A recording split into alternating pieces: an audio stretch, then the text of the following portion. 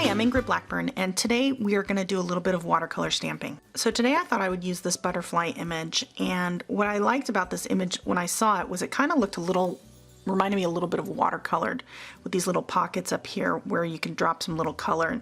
So I thought that we would play around with this a little bit today and see what we come up with.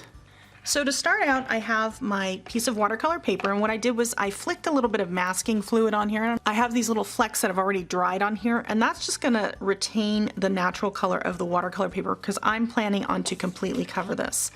I want to use the whole paper. I don't want any of it to be hidden by any tape or anything, so I'm just gonna put a little bit of adhesive on the back to try to get that to stick down while we're doing a little bit of stamping. I'm going to use some distress colors today. I'm going to try using some traditional butterfly colors. I have some spice marmalade and some mustard seed, and then we'll use some blues and maybe some greens in the background. So to ink this up first, well actually first I need to add some water to my paper. So I'm going to take a flat brush, and I have a little glass of just plain water here. Whenever I do any sort of watercolor stamping or anything like that, I always make sure that I have a paper towel nearby, and this is just a inexpensive flat brush, and I'm just going to add some water here to my paper and allow that to get a little wet. You don't want a crazy amount on there, but you want enough that it will do a little bit of work. Now I think I might have had a little bit of a heavy hand, so I'll just lift a little tiny bit up, and then we're going to go ahead and ink this up. I'm going to start off with the mustard seed, which is a nice bright vibrant yellow. And then we'll add a little bit of the spice marmalade, especially to the body. Just drop a little in here, and maybe a little on the outside, almost giving it a little bit of a rock and rolled kind of feel. And then we'll go ahead and stamp this and let the water do its thing, work its magic here. You can see, oh, I love how that's bleeding. That's beautiful. So now we'll do the exact same thing, and maybe what I'll do is I will do a little bit of the reverse here. I will do a little bit more orange. Notice I didn't spritz my butterfly. I have enough water down for that, and I think what I'll do here is I will just kind of dab off a little and maybe add a little mustard seed in here. And then maybe just right on the edge, just to give it a little bit of interest, something that's different. Just let it play around a little. Oh, I like that. What do you think? And see how the water's, this one, some of the water has already dried, so this one's not, blending as much as that, and that's okay. It's watercolor. It's not supposed to be perfect. So I think what I'm going to do is I'm just going to re-moisten this little area down here a little. You don't want a crazy amount of water, so I'll just lightly blot that. And I want to have a little bit more yellowish and a little orange here, but not quite as much orange, maybe a little on the body. Same like the top. Notice I didn't really clean this stamp this time, so I'm going to come in from a completely different angle here and try to get those wings on the edge. And we'll just, perfect. Love the way that worked. Now while this is still kind of wet, I'm going to take another watercolor brush, and I'm going to take my spice marmalade, just get that down on my surface here. You can also take a spritzer bottle and kind of spritz that as well, and we're just going to come in here and just add a little bit of interest. Let's add a little more water here just to get that to move around a little. I think I did a little too much there. That's okay. Drop a little bit more orange in here, just kind of pull. Maybe have a little bit more water just to kind of pull and create an undercoating here. Just kind of pull that. What's fun about this is there is no right or wrong. I'm really just kind of playing around to see what we have going on here. And I think what I want to do is I think we want to just kind of just drop a little bit in here for some variation in color. I love the way it works with this yellow.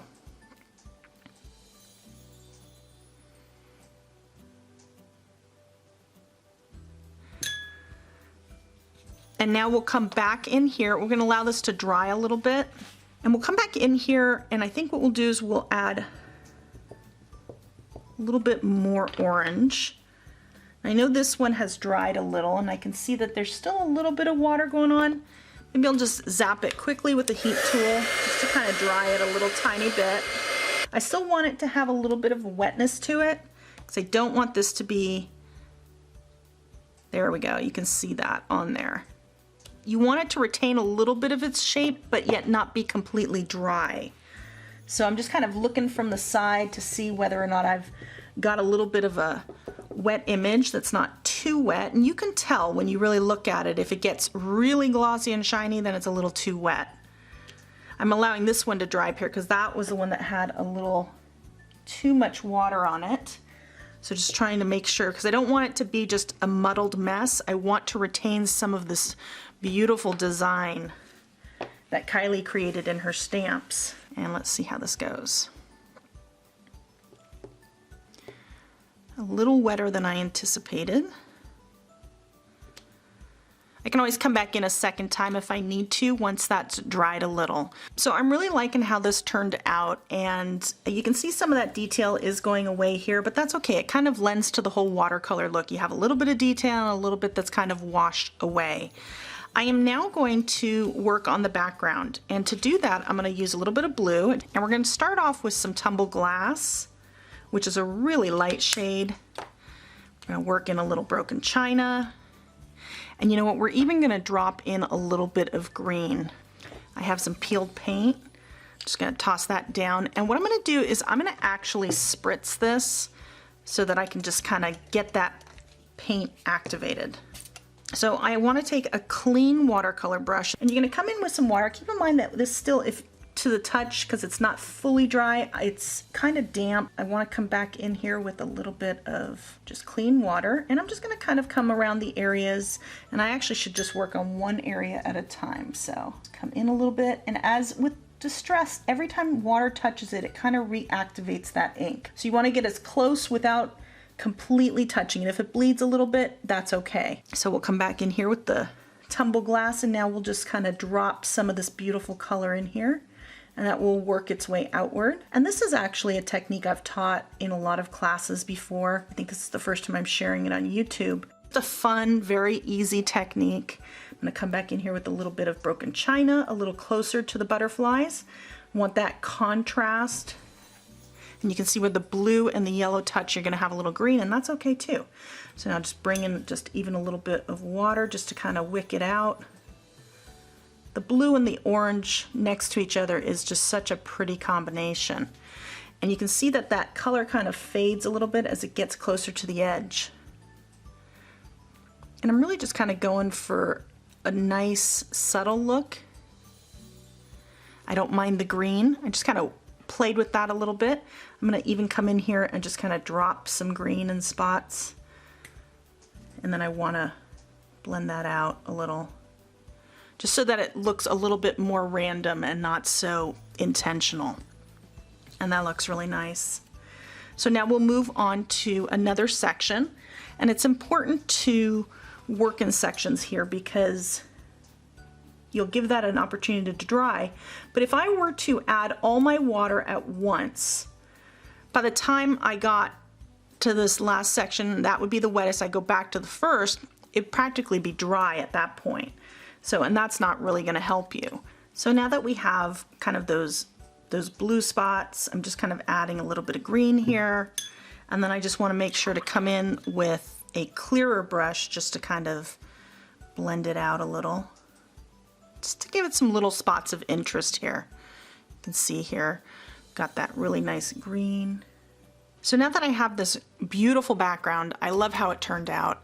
It's very, you know, has that real watercolor feel to it, but yet it has a little bit of detail as well, which is great. And then we're gonna also come in here and we're gonna add some little water droplets in some other shades. So now I have a little bit of Seedless Preserves, which is a nice dark purple, and some Black Soot. So I'm gonna spritz these just to really get that wet. And I want to take a good size watercolor brush, make sure that's nice and wet here, and just want to get that color kind of going. And now what I'm going to do is I'm just going to kind of tap that a little bit on my project in some spots.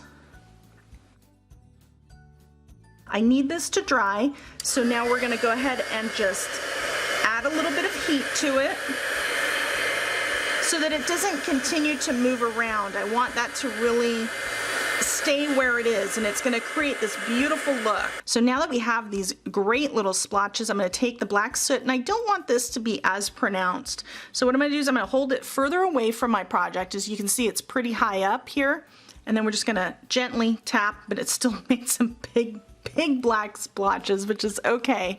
We'll quickly dry those as well. So now I have my dried project, and now I'm going to come in with my finger and just gently bring all this masking, these little tiny flecks that I had in here, and see how they kind of held onto the white of the watercolor paper. So I have a traditional A2 size card, which is 4 1/4 by 5 1/2. And we'll just have this here. You can either put it in the center, but you know what? I'm gonna offset it a little bit. I just kind of like that look. I actually really like it in its simplicity here. Wasn't that a fun project? I love watercolor stamping. So if you enjoyed this video, be sure to give me a thumbs up and definitely subscribe to my YouTube channel. And if you're interested in getting a new video every single week,